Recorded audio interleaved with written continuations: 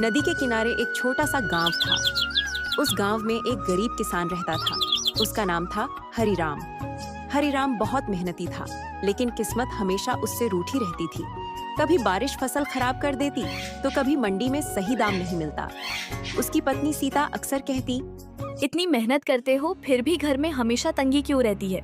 हरिराम हल्की मुस्कान के साथ जवाब देता। सीता, मेहनत करने वाले का भगवान कभी साथ नहीं छोड़ता। उनका एक छोटा बेटा था, श्याम। श्याम मासूम था, लेकिन गरीबी को समझने लगा था। एक दिन श्याम बोला, बाबा, इस बार मेले में मुझे लकड़ी की गाड़ी दिलाओगे ना? हरिराम ने उसकी आंखों में देखा, फिर नजरें झुका ली। जरूर दिलाऊंगा बेटा।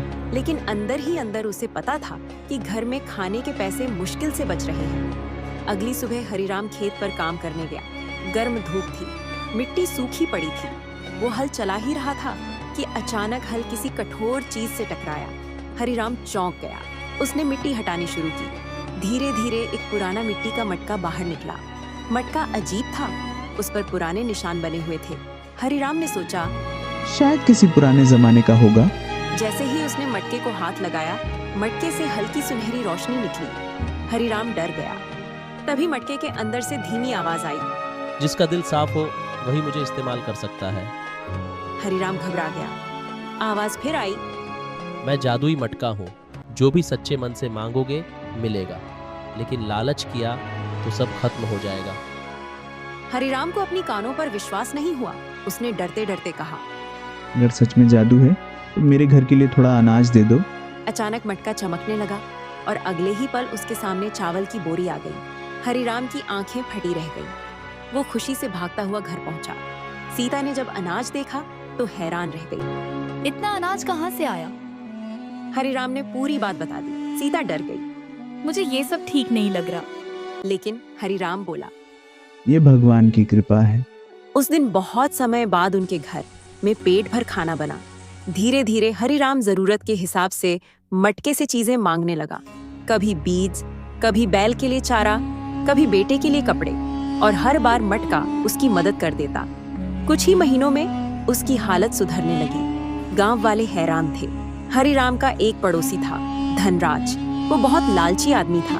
उसने देखा कि हरिराम अचानक खुशहाल कैसे हो गया। एक दिन उसने पूछा, अरे भाई हरिराम, सच सच बता, कहीं खजाना मिला है क्या? हरिराम सीधा साधा इंसान था। उसने सब बता दिया। धनराज की आंखों में लालच चमक उठा। उस रात वो चुपके से हरिराम के घर के पीछे गया और पीछे के दरवाजे से मटका चुरा लिया। घर ले जाकर उसने दरवाजा बंद किया और बोला, मटका मुझे सोने के सिक्कों से भर दे। मटका शांत रहा। धनराज जोर से चिल्लाया, सुना नहीं, सोना चाहिए मुझे। अचानक मटका काले धुएं से भर गया। आवाज आई, लालच इंसान को अंधा बना देता है। अगले ही पल पूरा कमरा धुएं से भर गया। धनराज डर के मारे कांपने लगा। मटका उसके हाथ से गिरा और गायब हो गया। अगली सुबह हरिराम उठा तो देखा कि मटका वहां नहीं था। वह बहुत परेशान हो गया। मटका आखिर गया कहाँ? वो मायूस होकर खेत की तरफ चला गया। तभी खेत की तरफ से वही सुनहरी रोशनी दिखाई दी। हरिराम वहां पहुंचा। मटका फिर मिट्टी के बीच रखा था। आवाज आई, तुमने कभी लालच नहीं किया, इसलिए मैं वापस आ गया। हरिराम मुस्कुराया। मुझे बस इतना चाहिए कि मेरा परिवार खुश रहे। मटका चमक उठा। समय बीतता गया। अब हरिराम सिर्फ अपने लिए नहीं, गांव वालों की मदद भी करने लगा।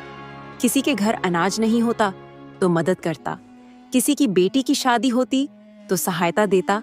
धीरे धीरे पूरा गांव बदलने लगा। एक दिन गांव के मुखिया ने कहा, हरिराम, तुम सच में बड़े इंसान हो। अगर तुम्हारी जगह कोई और होता तो सिर्फ अपने बारे में सोचता। हरिराम मुस्कुराया। खुशी बांटने से बढ़ती है मुखिया जी। लेकिन एक दिन मटके की आवाज फिर आई। हरिराम, अब मेरा समय पूरा हुआ। हरिराम उदास हो गया। क्या तुम जा रहे हो? मटका बोला, मैं सिर्फ लोगों की परीक्षा लेने आता हूँ। तुमने साबित कर दिया कि अच्छाई और ईमानदारी सबसे बड़ा जादू है।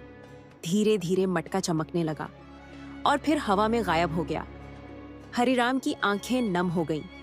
लेकिन इस बार उसे दुख नहीं था, क्योंकि अब वो समझ चुका था, असल जादू मटके में नहीं, इंसान के अच्छे दिल में होता है। सीख, जिस इंसान के मन में लालच नहीं होता, भगवान हमेशा उसकी मदद करता है।